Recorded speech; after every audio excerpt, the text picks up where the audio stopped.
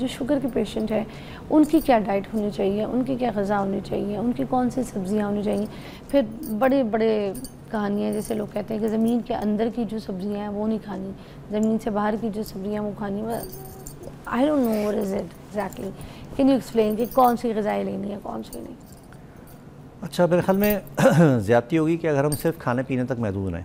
अच्छा, कि हम सिर्फ उस पर बात करें, क्योंकि डायबिटीज़ जो है ना, शुगर जो है, ये बुनियादी तौर पे पूरे लाइफस्टाइल उसके पैटर्न उसको चेंज करने का नाम है। तब जाके आप इसकी जो होने वाले नुकसानात हैं उससे आप बच सकते हैं। ठीक है, उसमें डायबिटीज़ जो है वो होती क्यों क्यों है कि आपने सेडेंट्री लाइफस्टाइल है, खा रहे हैं, बैठे हुए हैं, अय्याशी की ज़िंदगी गुजार रहे हैं। ठीक है ना?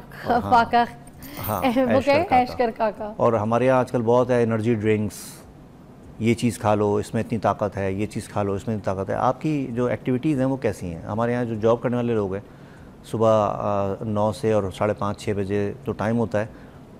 बैंकिंग सेक्टर्स में लोग जो हैं वो 8-9 बजे तक बैठे होते हैं, एसी में बैठे होते हैं, दावतें चल रही होती हैं, जंक फूड आ रहा होता है, और जनाब अपना काम वो उसमें कर रहे होते हैं।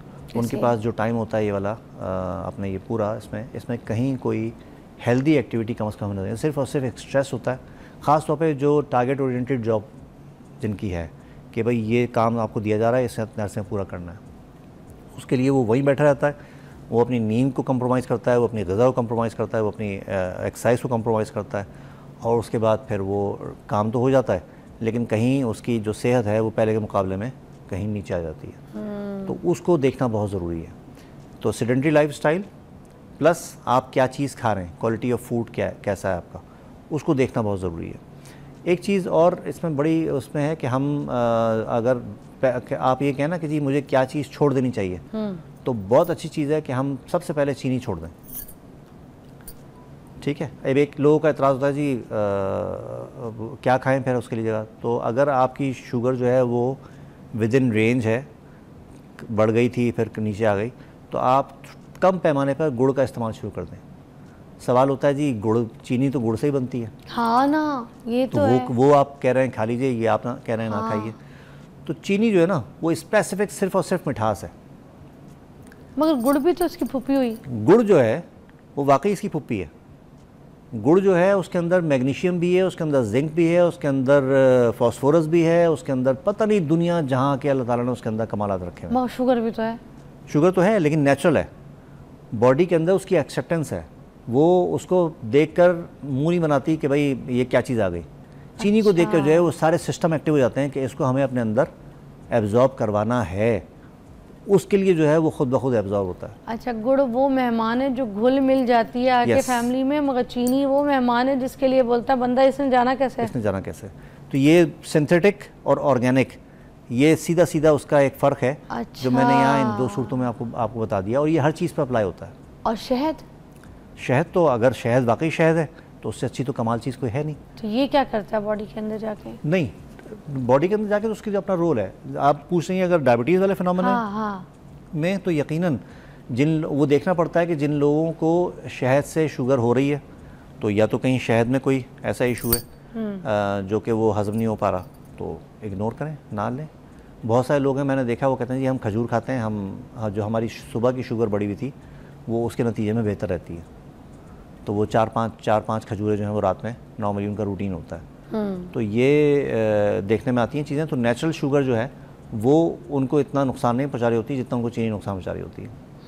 ख़ास तौर पर ये कोल्ड ड्रिंक्स अच्छी खासी मकदार में जो है आपने जो, बल्कि ये जो हमारे यहाँ बन रहा होता है इसमें स्टैंडर्ड जो WHO का है उससे भी कई गुना ज़्यादा चीनी होती है, जो कि सख्त नुकसानदेह है। ऐसे ही मुख्तलिफ़ किस्म के और ड्रिंक्स जो बच्चों में आजकल है कि भाई ये वाला ड्रिंक पी लें, पढ़ाई कर रहे हैं अपने आप को एक्टिव रखने के लिए, जो है वो उसमें कैफ़ीन है या वल्लाह अलम क्या चीज़ है, उसका इस्तेमाल वो बड़ी फ्रीक्वेंट कर रहे हैं, वो बड़े नुकसानदेह चीज़ें हैं।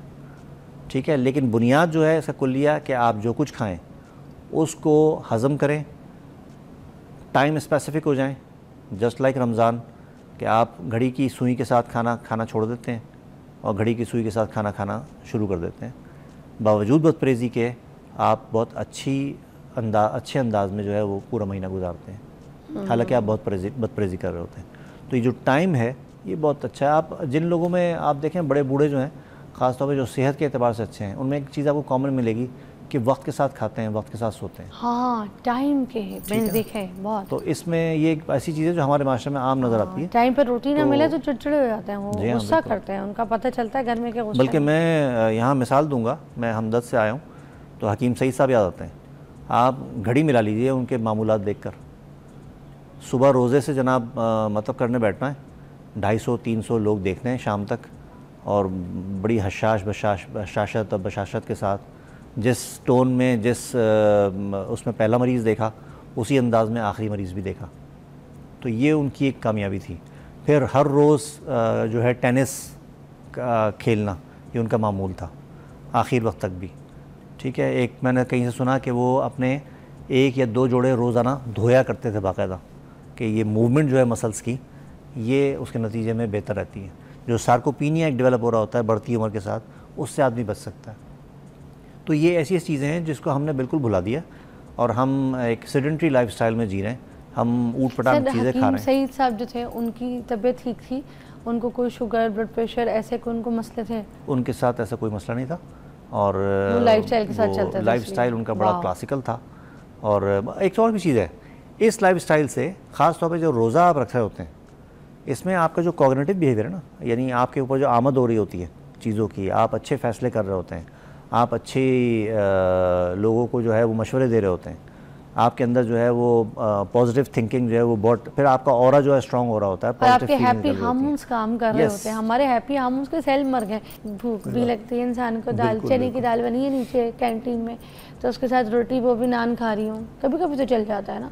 हाँ, कभी कभी चल जाता है ना, कभी कभी कोई नहीं, कभी कभी से तो कोई, मतलब हम लोगों को डरा देते हैं, ये नहीं खाना, वो नहीं खाना। तो मैं आपको बिठाने का मेरा मकसद यही कि हम लोगों को खाने से दूर ना करें।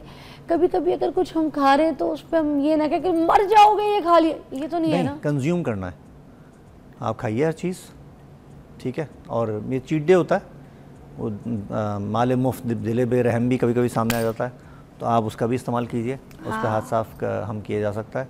और लेकिन ये कि उसको हज़म करना है, और लिमिटेड, कि आपने कोई भी चीज़ ली है वो इतना नहीं कि भाई उसको हज़म करना जो है वो बॉडी के लिए मुश्किल हो जाए, फिर आप जाके सो गए, तो ऐसा नहीं होना चाहिए, ये गड़बड़ करता है।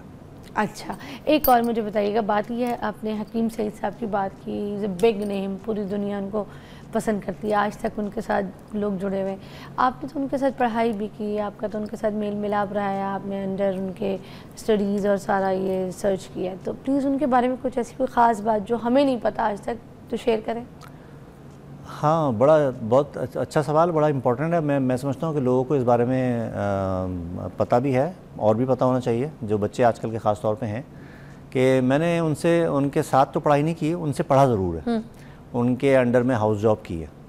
तो जब वो आराम बाग मतलब में बैठा करते थे, तो वहाँ हमारी ड्यूटी लगती थी, हाउस जॉब हम जाया करते थे, तो बड़ी इंस्पिरेशन थी, बहुत सारी चीज़ें मिलती हैं। एक अजीब सी बात, मैं जब यहाँ जाता हूँ, मैंने अभी कुछ प्रोग्राम में बात भी की कि पेशावर, पिंडी, लाहौर आना होता है, और एक उनके हवाले से एक बहुत ही कमाल किस्म के विज़न और उसका तारुफ होता है, एक दूर अंदेशी का, और मतलब दूर अंदेश नज़र थी, बहुत दूर तक देखते थे।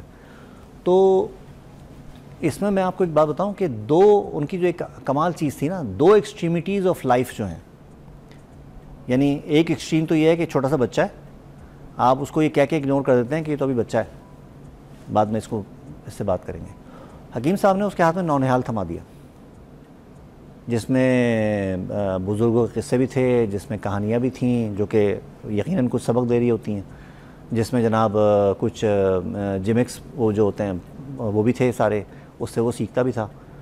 तो वहाँ से वो हकीम साहब को जानता है कि ये नौनिहाल है और मुझे ये किसी ने दिया है, एक चीज़। दूसरी वो एक्सट्रीम ऑफ लाइफ कि जब आप बूढ़े हो गए, आप रिटायर हो गए, तो अब आप बहुत सारे लोग जो हैं डिप्रेस हो जाते हैं, उनको हकीम साहब ने इंगेज किया बड़े पॉजिटिव और प्रैक्टिकल वे में।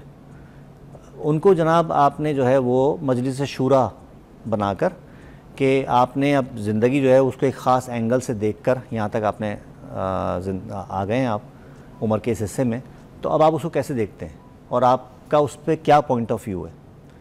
तो ये जो अप्रोच थी, इतनी कमाल अप्रोच है ये हकीम साहब की, कि मैं हैरान रह जाता हूँ। मैंने अटेंड भी किए हैं मजलिस शूरा पेशावर में भी और भी जगहों पे,